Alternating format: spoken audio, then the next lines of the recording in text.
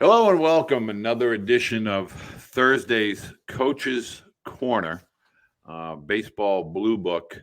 Really doing a deep dive with regard to college baseball. We've had a lot of people, families, student athletes requesting, probably more so than any other question, how does the transfer portal affect NCAA Division two and three, as well as NAIA schools. And today we're going to get a deep dive into NCAA Division three. When I was coaching at Becker College back in the early 2000s, we ran up against Keystone College in Fort Pierce, and I can remember our team being very intimidated because Keystone were just big dudes, big physical dudes that could swing and throw, and they played the game the right way, and that's a tribute to their staff. And joining us today is the assistant coach, one of the assistant coaches, and recruiting coordinator for Keystone College, John McGarvey. John, thank you so much for joining us today, Captain. I really appreciate your time. Yeah, thanks, Walter. I'm excited to be here, man. Really excited. Well, I really wanted to get a deep dive and an understanding because on social media, particularly on Twitter, I get asked all the time, "Hey, can we hear from some Division three coaches and how the portal is affecting Division three? Does it have any effect?" And before we go down that rabbit hole, I want to share with people. We often talk college baseball, and every parent wants to go directly to that Division one, that Power Five. And I'm always trying to stress, well, there's lots of other levels of NCAA and there's lots of other divisions. But when it comes to baseball, college caliber baseball, NCAA Division three is probably the most misunderstood animal. Keystone College, 19 straight division championships, conference championships. And we're going to discuss rosters, where they're from, how they're put together, the portal, transfers, all that kind of stuff today. And Johnny, I want you to start us off by telling us a little bit about Keystone College and the coaching staff to start. So Keystone, when the streak first started, was originally a junior college. So we've always been built around the junior college / transfer type of player, right? Our head coach, Coach Shevchik, is a manager now up at the Cape Cod League. He's been up there for quite some time. He's won a couple championships up there. Has seen over 20 guys, way more. I'm way under what the number is, but has seen draft pick after draft pick after draft pick, right? I mean, the Cape is the mecca of summer baseball. And then right behind him, Coach Ryan Smythe, our head associate, he's also a manager up in the Cape. His first season was last summer. So we have two managers on staff from the Cape Cod League, which is unheard of. I don't think there's a school in the country that can even say that. Right. But then to go off of that, we have 10 different guys on our staff that each play a vital role. From our pitching side, Coach Gary Ruby, he did 30 years as a minor league coordinator in the MLB amongst 5 different teams. So we have him as our senior pitching advisor. Our head pitching coach, Coach Del Rosso, he's the pitching coach for Brewster with Coach Chev up in the Cape. So you have a guy like that to work with. Me personally, I'm a GM down in the BCBL, Summer League down in Myrtle. But all of us have these wide different backgrounds of connections through summer ball, connections through pro ball. But then also, I mean, you're talking about a staff with over 100 years of experience between all of us that can come together and works really hard for the player.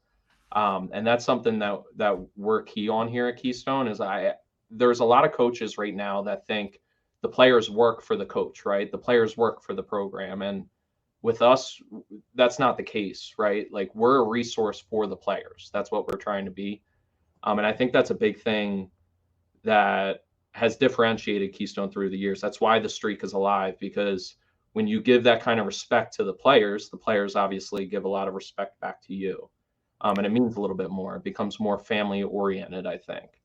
And I think it's really important to not understate the significance as far as the backgrounds of the entire coaching staff at Keystone. And so, a lot of parents are always equating college baseball with this, Division One kind of mindset. But think of the context. Think of how you can promote players to not only potentially higher level schools if you were so inclined, but to scouts. I mean, there's a lot of experience, both from the summer league perspective, but also professionally at Keystone. Well, so we've had the most draft picks across Division III over the last 20 years. We've had 8 guys drafted, 2 more free agent signings, and over 40 guys into indie ball, right? So the pro connections, when Coach Chev calls someone, they're picking up the phone, right? Like, that's so important in this industry that I don't think a lot of younger people understand, that we're in an industry where you're only as good as the people you know, right? There's 90-mile-an-hour arms all across the country that go unseen because they don't have the coach to refer them to the next step, right? They don't have the coach to vouch for them. They don't have the coach to fight for them, to work for them, to do those kinds of things. And I think that's where Coach Chev has done a great job here. He really promotes his players well. He understands different levels of players too. I think his word it means a lot to a lot of scouts. Like, if Coach Chev is going to put his name on a player and he says he's a pro caliber player, that player is going to be a pro caliber player, right? Like, I think that's important too to understand is his reputation as a head coach, as a field manager. There's not many guys at the D3 level that have that type of reputation at any level, honestly, that have that kind of reputation. So I think that's something that definitely, differentiates us big time is the connections, the networks, the resource behind that, right? Being able to help guys get to the Cape Cod League. We have 2 players right now on our team that played in the Cape last year because they had Coach Chev and Coach Smythe as a reference, right? We have 2 pitchers on our staff. One's Quinn Holt, who's 93 to 95 miles an hour. Another one, Villar, who's topping out at 92, right? So there's 2 guys that you wouldn't suspect would be at the D3 level, but are here, are helping us and are doing big things that a lot of other guys that might be at a D1 school can't say they've done. I think it's important for you to kind of share with us here now. We talk about those 2 particular student athletes, but your roster is literally East Coast, West Coast, Canada, Puerto Rico. I mean, it's a really diverse. The school itself is about 15 miles outside of Scranton, Pennsylvania. So when one thinks college baseball, they may not think Scranton, Pennsylvania, but your roster is literally spread out from it's international in some ways. We're recruiting at an international level. We have guys on our team from the Dominican Republic. We have guys from Venezuela. Actually, the one guy from Venezuela, while he's been here, got his citizenship here in the United States, which is another cool thing, that we talk about, is like the culture side of it. We have guys coming all the way out from Seattle, big Florida population, pretty much all up and down the East Coast. We're representing a state. And then you also have coaches that are coming from all over too, which I think is useful too, because each area has its own culture of baseball, right? Like, you have multiple different states represented on our coaching staff too. So from the culture, it becomes your home away from home, and you start becoming more diverse. And we're all big believers on a diverse background creates a productive culture, right? Like, there's different things that our guys have been able to overcome in life and share with each other that builds that bond to be a little bit stronger too. So yeah, you're right. Being all over the country, being all over the world is definitely something that's very unique about our program too. Well, one of the things that parents want to begin to understand, and I think it's time for us to take that dive, the transfer portal. It's not just one Division One cannibalizing Division One. The transfer portal has a direct impact with regard to all of college baseball. But let's talk about it from the Division III to Division I and Division I down to Division III. Talk to us a little bit about how the portal impacts your recruiting. Right. So with our streak, our mindset isn't that we're going to reload. All right. So or isn't that we're going to rebuild. We're going to reload instead, right? Because we're trying to get the next year, right? We want to keep that conference streak going. So we are primarily transfers. We get a lot of Division I, Division II JUCO transfers coming into our school. So with that being said, a lot of times high schoolers don't realize that even at the D3 level, they are competing against an already proven person, right? A person that, the average weight across college baseball right now is 195 pounds. So someone who's a little more physical. For some people with the COVID years, that 17, 18-year-old that would be a freshman here is competing against a guy who's 22, 23, 24 years old. Those are full-grown men, right? Like guys that have put on the build, guys that are squatting over 400 pounds, guys that are deadlifting over 400 pounds. I mean, you're going up against a full-grown man. You're competing for a roster spot against a full-grown man. So I think a lot of high schoolers don't realize what all is going into it, right? So we'll get those Division I, Division II, JUCO transfers that come here. But about 18 months ago, we all sat down in a room once the portal really started getting a little bit hectic. We all sat down in a room and we realized that in order to continue the success that we have to change the way that we recruit. And it's a non-traditional way of recruiting. But there's also those guys that are high schoolers that could be going to a Division I school, but are going to be pitcher number 13, 14, 15. Maybe they're not getting much scholarship money from that school. If they come to us, they're in that top 10 mix of guys that are going to get quality impact innings. And what we've been able to tailor our recruiting to is we are now utilizing the networks that we have to help these guys transfer up a level, right? So we have like the guy Quinn Holt, who I was talking about, he's 93 to 95. Chances are he's not coming back next year. And we're okay with that because that's in the best interest of the player, right? Chances are next year, if he doesn't get drafted, and there's a high possibility that he does, if he doesn't get drafted, chances are he's going to be playing at a Power 5 next year. There's another transfer who's coming in mid-year. He's coming in and he has that same goal. He's trying to get to a higher academic Division I school. So he's going to come here for a semester. He's probably going to throw more innings than he would have. And then he's going to be able to transfer up the ranks, right? And that's something that we can do differently.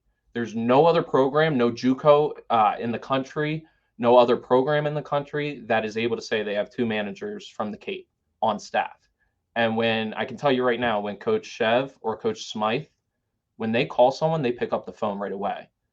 And that's something that our players are now starting to utilize is the networks that we've been able to create as a coaching staff and the resources and the success. And they're going to come here, throw more innings, throw quality innings, be able to prove that they are that dude that they talk about, get the development they need early on, and then be able to move up the ranks, get to that Division I school that might be their dream school that's probably a little bit out of touch, right? Even if they could walk onto that school, right, and be pitcher number 14, 15, you don't want to sit the bench the whole year, So why not come here as a freshman, sophomore, throw a ton of innings, and then find yourself, after your first 2 years, now you've developed.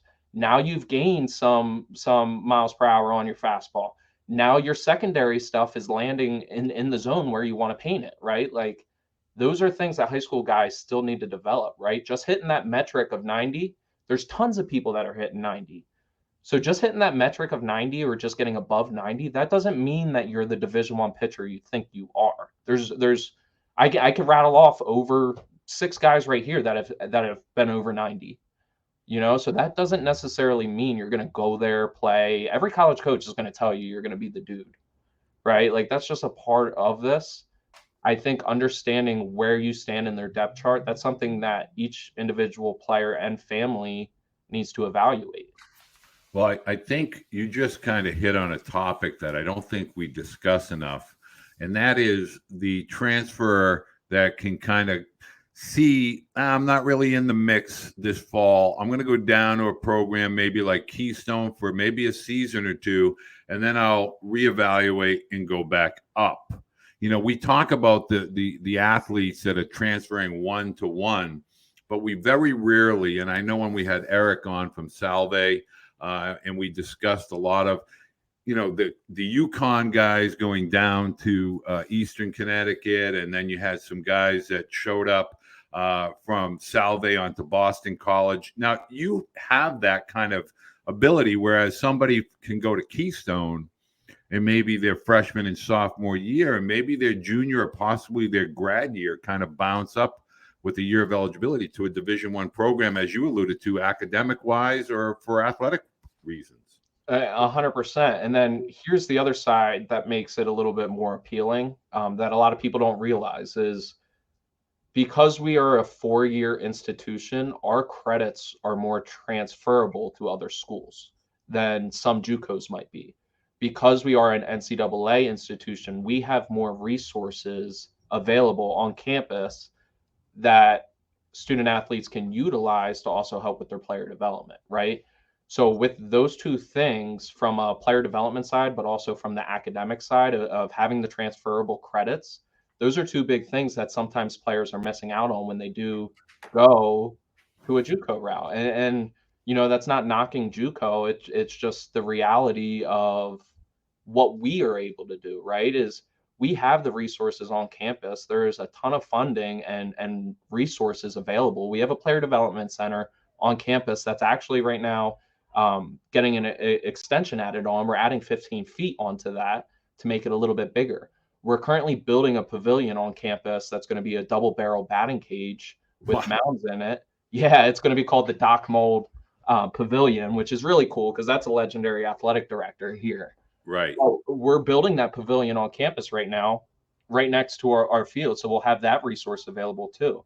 Behind center field is the weight room, and I run all of our strength and conditioning. I have the background in kinesiology and how the human body works. And I mean, I've worked with clients with Parkinson's, cerebral palsy, MS. I've worked with athletes across all different levels, from youth all the way to pro. I've worked with different sports, right? So I've been in a clinical setting. I've done post rehab work. So you have one, the strength and conditioning coach who's on staff, but then two, also the weight room right behind center field, which, you know, some programs don't have those resources, right? So we're talking about a Division III that, you know, maybe you're getting recruited to that Power 5, but you're not going to see valuable innings. You're going to have the same resources here that you would have at most of those, you know, maybe mid majors. Let's compare more to mid major, right? But you're going to have those same resources. You're going to have credits that are transferable, and then you're going to have the people that can actually call those schools for you and vouch for you and fight for you and recommend you to make that jump, right? So I think what we do is very different, and it's a non-traditional way of recruiting, but and sometimes people think like when I say that it's not real, but it is the reality of the dynamic now. Your bottom 5 pitchers at most schools are leaving, and your top 5 pitchers at the top schools are going to a higher school, right? So it is the reality of what recruiting is anymore, and we had to change and adapt if we wanted to survive and continue being successful, right? Now, So do you think this is the way the future is going to look? Do you think this is kind of the model going forward? A lot of parents want to know: is this a COVID thing? Is it going to run out of steam in a year? Oh, no, I think the transfer portal is always going to be like this now. I think from the publicity of what the transfer portal brings the NCAA, I don't see them going back to the old way. But then I also, you know, there are incidents where transferring is in the best interest of people. Like I see all the time on social media that, you know, people aren't loyal, XYZ, this and that. For us, it has nothing to do with loyalty. Even the guys that we're going to help move on, they're going to still thank us. They're still going to be grateful for their experience here. And we're still going to be grateful for their time here and their experience and what they've done as well for the program too. Like for us, it's not a loyalty thing. For us, it's more along the lines of what's in the best interest of the player, right? So, you know, I think the transfer portal is going to continue being utilized the way it is. Let's face it, when you hit the college level, for most guys, you have 4 more years left to play. Right. So I personally, if you're in a situation where you don't think that you are going to get the time that you want, I personally think sometimes you do have to reevaluate it and look into the portal and explore other options.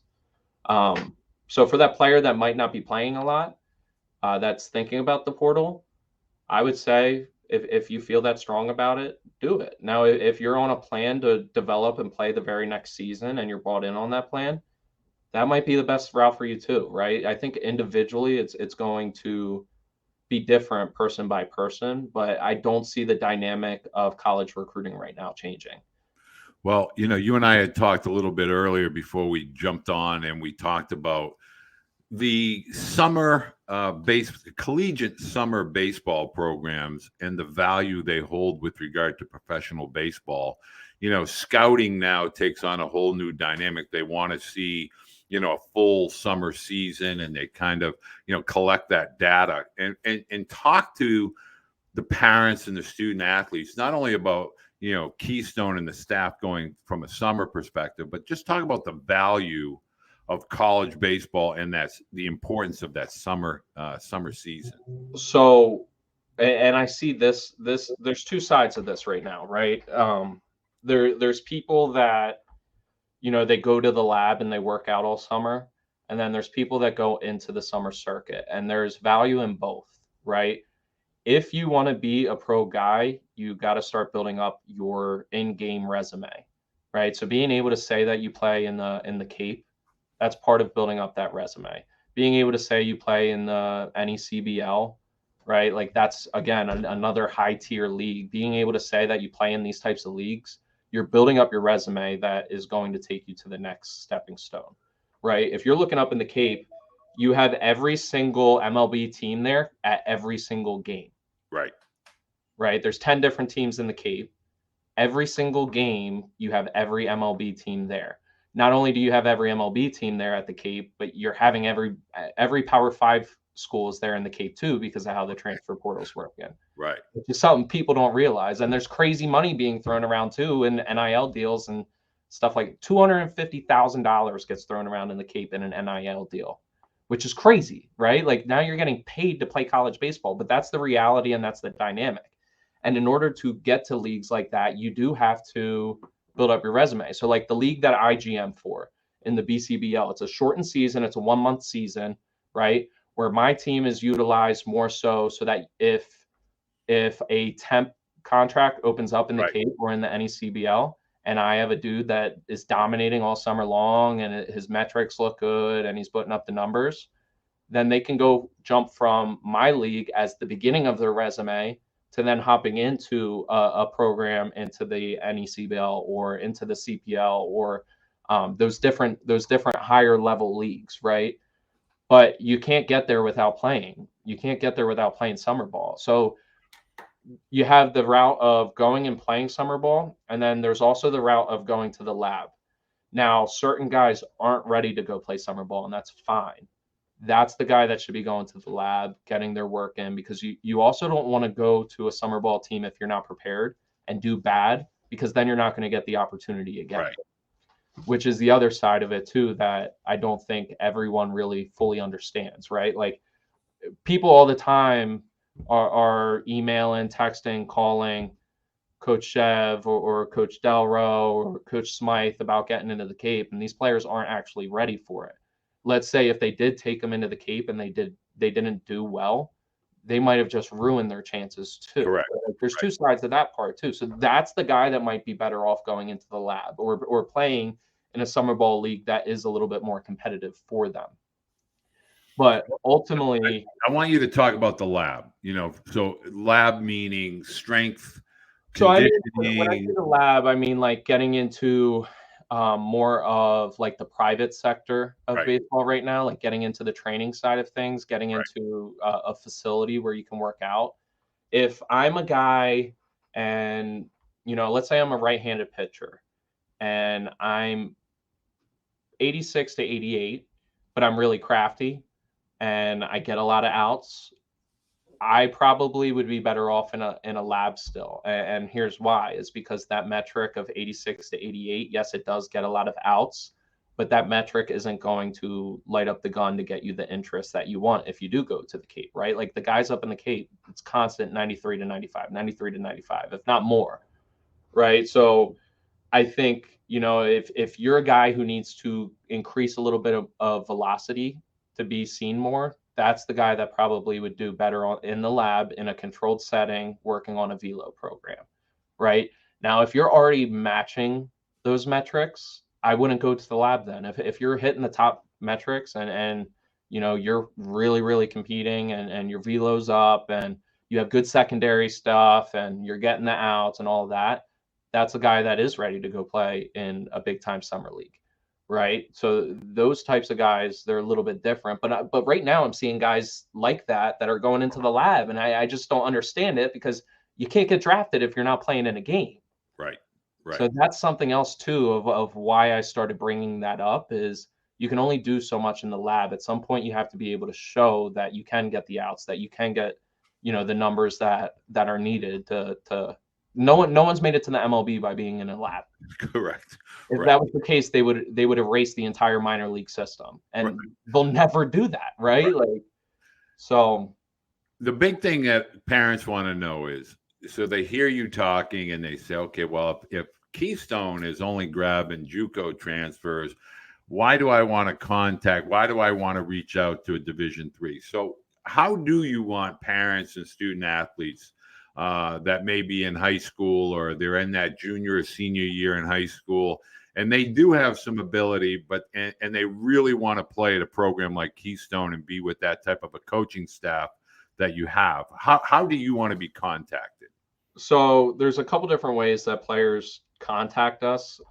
We're obviously very big on Twitter. We have a huge Twitter presence, and we do a lot of communication through that. Our information is listed on our website too. Yep. So email is typically the best way if you were going to go that route. Sometimes I will meet someone out on the road, and if I exchange numbers with them, then we will talk there too. But I think the best way to reach out would either be going through Twitter. For us, would be going through Twitter, or would be going through an email. Now, with the high school guys that are coming to us, because there are some guys that are freshmen that will come in and play. Like last year, we had a kid, Justin Mann, who was player of the year, or rookie of the year. Sorry, he was rookie of the year. He was a freshman that could come in, compete right away. Those are the freshmen that we are interested in. And he had other Division II offers out there, but he chose to come to us because he wanted an opportunity to play right away. So I think being able to self-evaluate the program, player by player, program by program, I think that's important. I tell people all the time, if you have never been to a Division III game, you should go see two regional powerhouses play. Absolutely. Like if you came, one of the big matchups that we have yearly is against Misericordia. They're about 30 minutes away from us. They were in a World Series last year. Yep. If you want to see real Division III baseball, come watch us play Misericordia, right? Like that's going to be a game that you're going to be able to self-evaluate where you compare, right? But not every program at the D3 level is like us, or like a Miz, or like a Salisbury. Not every program is like that. I'm a firm believer too that there is a home for every single person that wants to play at the college level, that puts in the work to be a college level student athlete. It is not an extension of high school baseball. And I don't say that in a negative way. I say that because college baseball, for the most part, at any level in division, is a committed, student athlete that is putting in the time for skill set development, physical development, and game IQ development, because college baseball is, as you alluded to earlier, played by men, coached by men, officiated by men. This is a big boy sport.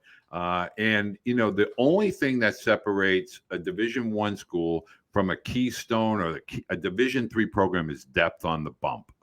Yeah, 100%. That's really it. I mean, D1 can roll out 15 guys throwing 90 plus whereas a D3 may have 2 or 3 or 4 of those guys, and then it begins to get into that 86, 89 window with some crafty lefties. So we're going to put all of Keystone's contact information, their Twitter, which they're really a big presence on Twitter. They look for dogs, by the way. They want somebody with a strong physical presence and desire to excel. That's what Keystone's all about.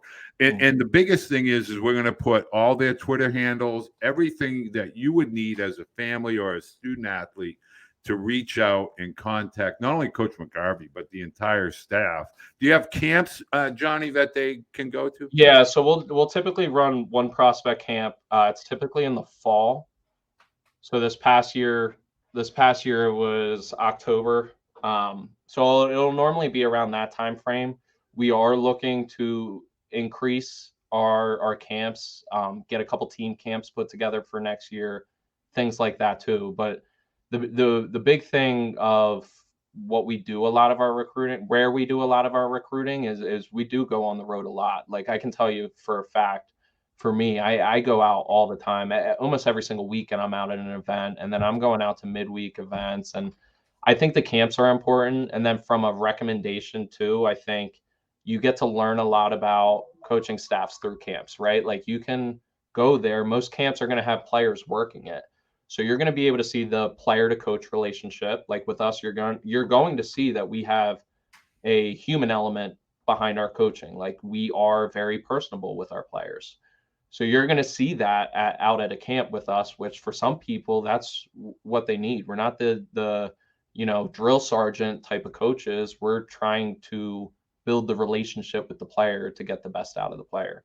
So you'll see that at a camp, but you'll also see a little bit about the structure. You'll see different facilities when you get on campus. So I think camps are always a great way to help yourself stand out. I mean, one of the few freshmen that we are recruiting right now for next year, high school seniors to be freshmen, he came to our camp and that he did very well at our camp. And that's why we started moving forward in the recruiting process with him. So I do think camps are good. And we typically will do one in the fall, and we're looking to add some team camps in this coming year too.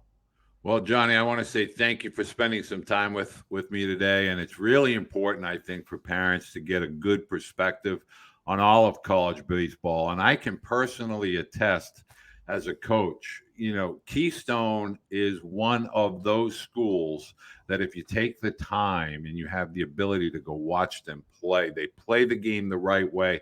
They're extremely well coached. They're a disciplined team that plays the game at a very high energy level. They play the game the right way every single day, and that's a true testament to the staff. Johnny, thank you so very, very much. Have a great holiday season. Anything that we can do for you at any time, please reach out to Coach Serrano and myself.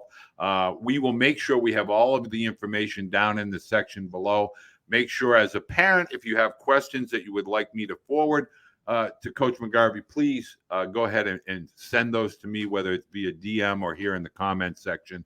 And join us next week. We will make sure we're having Eric Cressy is going to be joining Tyler and I, and we're going to be discussing youth, strength, exercise programs, when to begin, what ages, and so forth, and how remote strength training can benefit a student athlete as well. Johnny, thank you very much for your time. Thanks, Walter. I really enjoyed it. I love it. Thank you. All right, Captain. Thank you.